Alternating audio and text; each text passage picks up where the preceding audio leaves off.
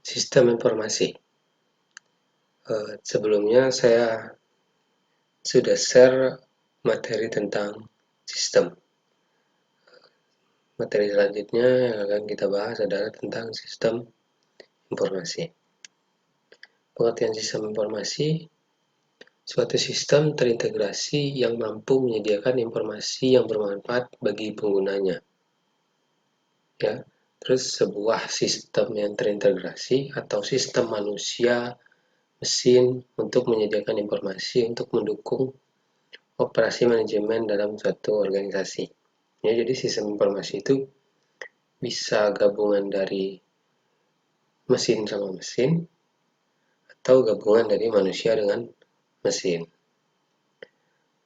Atau juga sekelompok orang prosedur input, output, dan pengolahannya secara bersamaan menghasilkan informasi yang akurat, tepat waktu, dan relevan bagi penggunanya.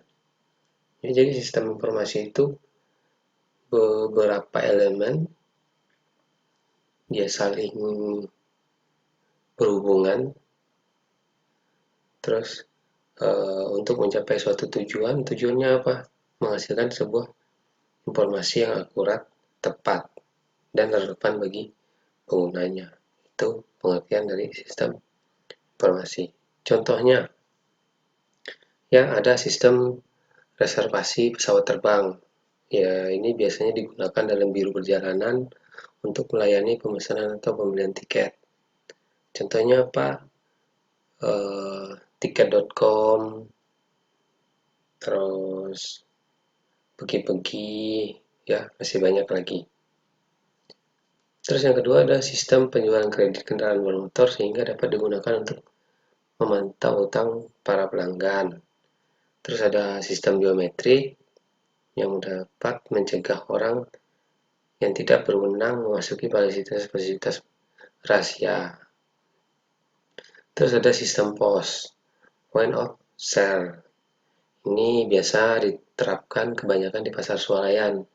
Contohnya kayak di supermarket, di Trona, di Ramayana. Nah, itu ada biasanya bukan menggunakan barcode untuk membaca barang sehingga mempercepat pemasukan data. Terus ada sistem telemetri atau pemantauan jarak jauh. Ini menggunakan teknologi radio, misalnya untuk mendapatkan suhu lingkungan pada gunung Merapi atau memantau getaran pilar jembatan rel kereta api. Terus ada lagi sistem berbasis kartu cerdas atau smart card. Ya, kartu SIM kalian itu juga termasuk dalam sistem informasi itu. Nah, sistem SIM card, smart card ini dapat digunakan oleh juru medis untuk mengetahui riwayat pasien, penyakit pasien yang datang ke rumah sakit karena dalam waktu kartu tersebut terekam data pasien. Ya, itu beberapa contoh dari sistem informasi. Masih banyak lagi contoh-contoh yang lain. Ini jenis-jenis sistem informasi. Ada sistem informasi yang dapat dipasang di tempat publik. Ya, dari sistem ini memungkinkan seseorang mendapatkan informasi seperti hotel, tempat wisata, pertokoan, dan lain-lain. Ya. Terus ada sistem layanan akademis berbasis web. Jadi sistem ini memungkinkan mahasiswa memperoleh data-data akademis atau bahkan dapat mendaftarkan mata kuliah yang diambil pada semester baru. Terus ada sistem pertukaran data elektronik atau EDI, Electronic Data Interchange. Jadi sistem ini memungkinkan pertukaran dokumen antar perusahaan secara elektronik dan data yang terkandung dalam dokumen dapat diproses secara langsung oleh komputer. Terus ada lagi jenis informasi e-government atau informasi layanan pemerintah yang berbasis internet. Jadi e-government ini beberapa tahun belakangan ini banyak dikembangkan ya. Jadi pemerintah sekarang sudah gencar menerapkan sebuah sistem informasi. Ya, ada yang menerapkan tentang smart city, kampung city, ya, itu dia. Jadi di dalam sistem informasi itu ada 4 operasi dasar. Jadi yang pertama itu mengumpulkan, diolah, menyimpan, sama menyebarkan informasi. Ya, jadi sistem informasi itu dia kumpulkan dulu datanya, dia masukkan ke dalam sistem. Ya, sudah datanya masuk ke dalam sistem, terus diolah di dalam sistem.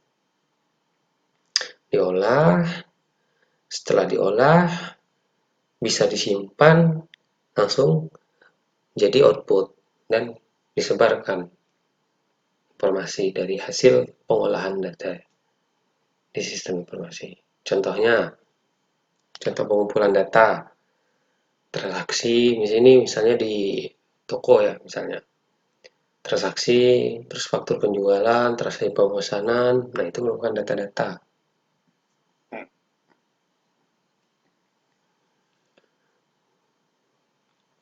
Setelah data itu masuk ke dalam sistem, maka selanjutnya adalah proses pengolahan. Jadi dari data transaksi, faktur penjualan, transaksi pemesanan, nah itu total penjualan fakturnya, terus rekapitulasi penjualan per hari, minggu, bulan, tahun, terus bisa pengolahan rugi, laba, penjualan. Nah, setelah semuanya diolah, terus disimpan. Bisa dalam bentuk data penjualan, bisa dalam bentuk data konsumen, data supplier, dan sebagainya. Ya, setelah dikumpulkan, terus diolah lagi tadi, terus disimpan, habis itu didistribusikan, menyebarkan informasi dari hasil pengolahan tadi. Ya, untuk kemana penyebarannya? Bisa ke pelanggan, bisa ke manajer perjuangan, atau pimpinan kita. Itu dia. Terus kemampuan sistem informasi. Jadi sebuah sistem informasi itu dia dapat melaksanakan komputasi numerik, terus bervolume besar dan dengan kecepatan tinggi. Contoh saja, jika manusia, komputasi numerik manusia paling berapa digit lah untuk menghitung angka, contohnya 100 tambah 90, kalau sudah 1000 ditambah 325 kan sudah besar. Nah, kalau sistem informasi ini bisa dia bervolume besar sampai juta-jutaan, triliunan bisa dia. Kecepatan tinggi, ya, minim sekali kesalahan. Terus kemampuan selanjutnya itu menyediakan komunikasi dalam organisasi atau antar organisasi yang murah, cepat, dan akurat. Terus menyimpan informasi dalam jumlah yang sangat besar dalam ruangan yang kecil, tetapi mudah diakses. Ya, itu dia. Terus menyajikan informasi dengan jelas. Terus mengotomatisasikan proses bisnis yang semi otomatis dengan tugas-tugas yang dikerjakan secara manual. Terus mempercepat pengetikan atau penyuntingan, terus pemrosesan online atau real time, jadi datanya terus update, terus online, terus komunikasi data dengan switching pesan. Ya, jadi ini ada 8 kemampuan dari sistem informasi. Nah, jadi ada 4 sifat dari sebuah sistem informasi. Ini harus. Ya. Yang pertama itu pemrosesan informasi yang efektif. Terus manajemen informasi yang efektif, terus keluasan sama kepuasan pemakai. Jadi itu 4 sifat dari sistem informasi. Maksudnya apa pemrosesan yang efektif? Dia ini berhubungan dengan data yang masuk, pemakaian perangkat keras, dan perangkat lunak yang sesuai. Itu pemrosesannya. Kalau manajemennya, ya operasi manajemennya, keamanannya, dan keutuhan data Itu harus diperlukan di manajemen. Jadi dia termanajemen. Kalau kita butuh data, dia ada. Terus keluasan. Sistem informasi hendaknya luas, cukup luas untuk menangani suatu macam operasi. Jadi dia bisa menangani beberapa operasi. Terus kepuasan pemakai. Hal ini yang sangat penting adalah pemakai mendapatkan manfaat dan puas terhadap sistem informasi tersebut. Ya, buat apa kita buat sistem informasi tapi pemakainya nggak puas, berarti gagal sistem informasi yang kita buat. Selanjutnya ada sistem informasi berbasis komputer atau bisa disebut dengan CBIS, Computer Based Informasi System. Sistem informasi yang menggunakan komputer dan teknologi komunikasi untuk melakukan tugas-tugas yang diinginkan. Itu CBIS. Apa saja teknologi komunikasinya atau infrastruktur sistem informasinya? Ada perangkat keras, perangkat lunak, ada jaringan, sama basis data. Ya, perangkat kerasnya apa aja? CPU, monitor, mouse, keyboard, wifi, modem. Perangkat lunaknya apa? Ya, aplikasi sistem informasi, Word, Microsoft Office, terus ada sistem operasinya, dan sebagainya. Terus ada jaringan dan komunikasi. Ini jaringan internet dan komunikasinya. Terus basis data. Basis data untuk apa? Untuk menyimpan data-datanya. Itu dia CBS. Terus ada Transaction Processing System atau TPS. Ini adalah sistem informasi yang terkomputerisasi yang dikembangkan untuk memproses data-data dalam jumlah besar untuk transaksi bisnis rutin seperti daftar gaji dan inventarisasi. Ya, itu TPS. Biasanya digunakan di perusahaan untuk data penggajian, absen, nah itu di TPS. Ya. TPS itu menghapus rasa bosan saat melakukan transaksi operasional sekaligus mengurangi waktu. Meskipun orang masih harus memasukkan data ke sistem komputer secara manual. Ya, ini contohnya. Cek gaji karyawan, kwitansi penjualan, order pembelian, pajak, dan rekening keuangan. Terus ada sistem informasi manajemen atau SIM. Sistem informasi yang sudah terkomputerisasi lagi, CBIS tadi, yang bekerja karena adanya interaksi antara manusia dan komputer. Nah, sistem informasi ini dengan bantuan manusia, perangkat lunak, perangkat keras. Jadi tiga ini dia bergabung menjadi satu. Semuanya berfungsi dengan baik. Ya. Saling bekerja sama untuk mendukung spektrum tugas-tugas organisasinya yang lebih luas dan transaksi processing system, termasuk analisis kebutuhan dan pembuatan keputusan. Terus ada DSS. Dia ini hampir sama dengan SIM tadi, SIM. Karena keduanya sama-sama tergantung pada bisnis data atau sumber data. Ya, ini DSS. Contohnya, program kertas kerja elektronik memudahkan dan user menerima respon secara interaktif untuk peramalan penjualan atau keuntungan. Ada beberapa permasalahan di dalam sistem informasi. Yang pertama itu masalah privasi. Privasi itu adalah tuntutan seseorang untuk tidak dicampuri, diawasi, atau diganggu oleh orang lain atau organisasi, bahkan negara. Tuntutan dari privasi di beberapa negara dilindungi oleh beberapa undang-undang. Contohnya, monitoring email, monitoring perilaku pekerja, menggunakan kamera, menjual informasi pelanggan atau karyawan maupun perusahaan. Ya. Ini privasi, namanya aja privasi. Tidak bisa disebarkan ke orang lain. Rahasia. Terus ada permasalahan kepemilikan intelektual.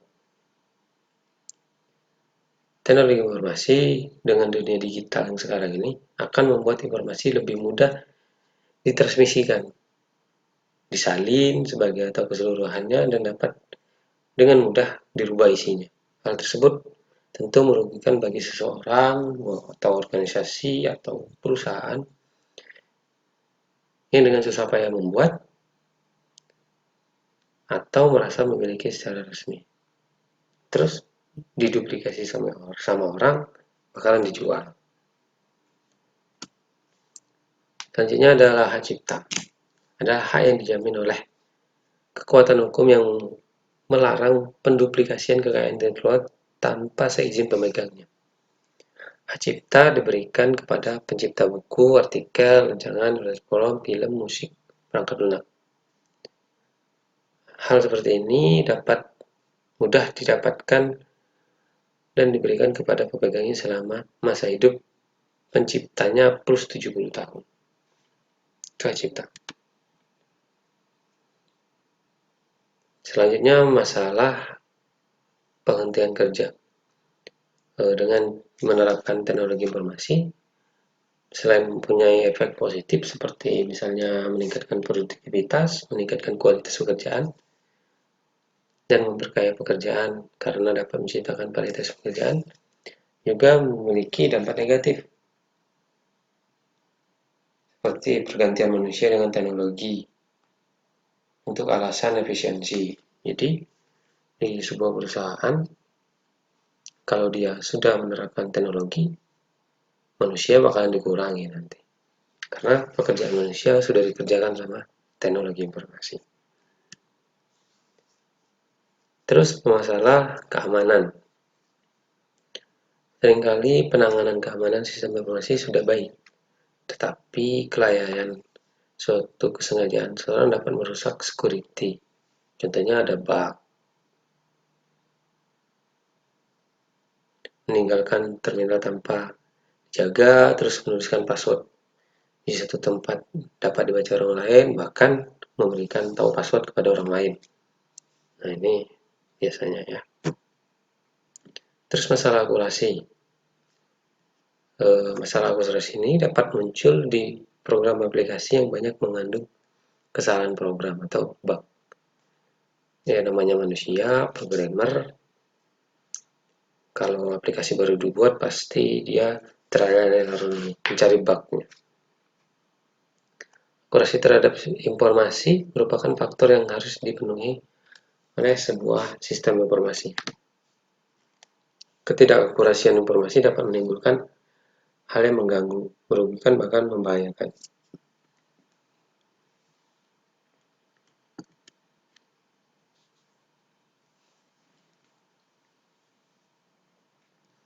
Nah, jadi itu adalah tentang sistem informasi.